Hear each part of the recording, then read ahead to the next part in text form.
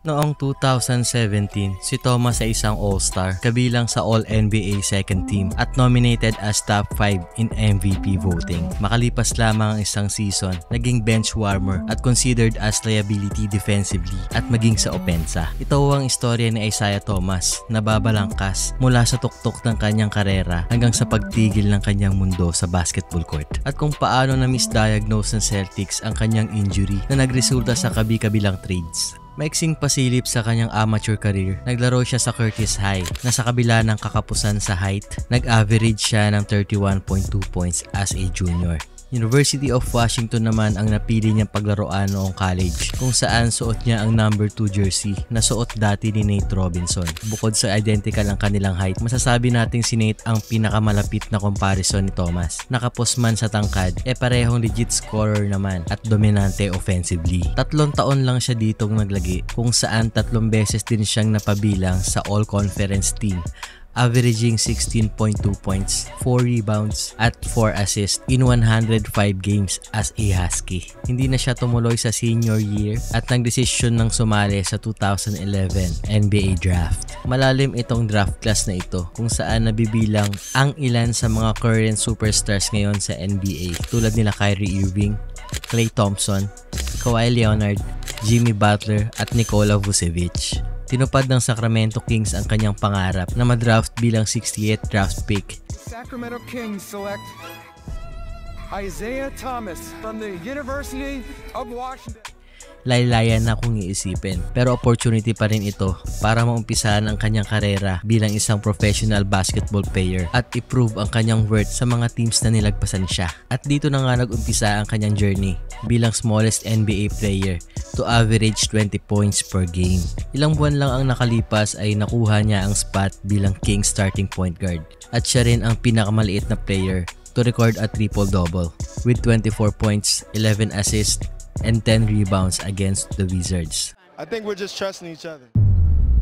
Pero binitawan siya ng Sacramento para mapunta sa Phoenix, kasama ang Phoenix point guards na sina Eric Bledsoe at Dragic. Well, malamang sa malamang alam nyo na sa kalidad ng point guards na makakahati niya sa roster, hindi ito mabibigyan ng spotlight. Pero sa kabila nito ay nagtala naman siya sa isang game versus Portland ng 27 points off the bench. 45 games lang siyang naglaro sa Suns as a sixth man bago matapos ang trade deadline ng 2015 regular season. Ay na-trade nga ito patungong Boston, kapalit si Marcus Thornton at isang first round pick.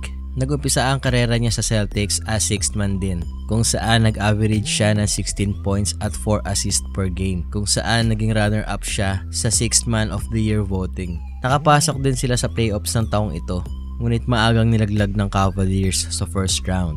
But the best has yet to come. 2015-2016 ang breakout season ni IT at siya ang ginamit na permanenteng starting point guard ni Brad Stevens at naging focal point ng opensa. He played all 82 games in that season at pinangunahan ang scoring at assist ng Boston, averaging 22 points and 6.2 assists per game. Nasuklian ang hard work ni Thomas nang mapabilang siya as an All-Star. Siya din ang lowest pick na napabilang sa All-Star sa history ng NBA. Tinapos ng Celtics ang season bilang 5th sa East, kung saan una nilang nakaharap ang Hawks sa first round at nilaglag sila in just 6 games. 2016-2017 season, mula sa All-Star ay nagpamalas ito ng MVP caliber performance nang maitala niya ang career high in points, averaging 28.9 points at career high in field goal percentage na 46.3%.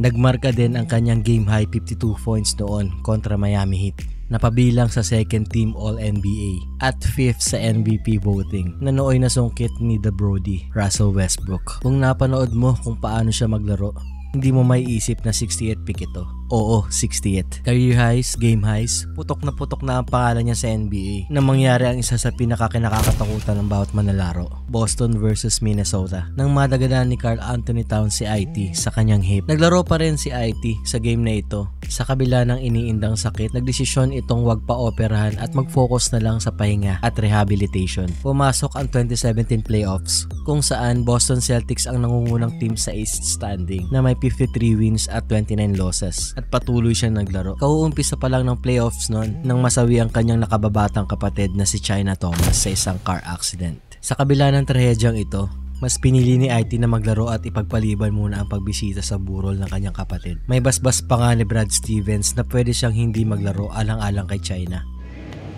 I'm not here, man. Like, it's never gonna be the same. Nagbunga naman ito ng pauwiin nila ang Chicago Bulls sa 6th game ng first round. Second round kontra Washington naman nang maitala niya naman ang kanyang playoff game career high na 53 points. Thomas, it goes!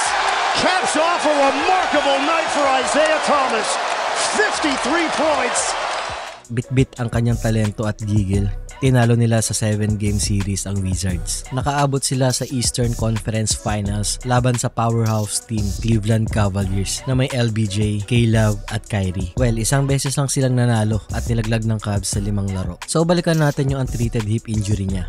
Dahil itong playoff run na ito yung huling pagkakataon na makikita natin si Thomas sa kanyang peak. Lumala ang kanyang hip injury na dapat noong second round kontra Washington pa lamang ay dapat pinagpahinga na for the rest of the playoffs. Sa madaling salita, hindi niya alam na itong minor injury na ito ay maaaring lumala in the long term. Well, hindi natin masisisi si Isaiah Thomas dahil sa kabila ng mga pagsubok na kanyang naranasan, mas pinili niya pa rin tulungan ang kanyang team na manalo. Sa summer ding ito kasi, nakaset ang contract signing niya na inaasahang malaking kontrata ang ibibigay sa kanya. Umaga ng August 22, 2017, habang nasa interview, isang malaking balita ang bumago sa buhay ni IT. Dahil tinrade siya ng Celtics sa Cavaliers, kapalit ni Kyrie Irving. Sa Cavs uniform, wala na ang bagsik at bilis ni IT sa scoring at lalo lang na-expose ang kanyang weak defense. From 28 points, shooting 46%, bumaba ito sa 14 points, shooting only 36%. Na-trade ulit ito patungong Lakers kung saan finally napagdesisyonan niya ng ipa-opera ang kanyang existing hip injury na may 7 months recovery period.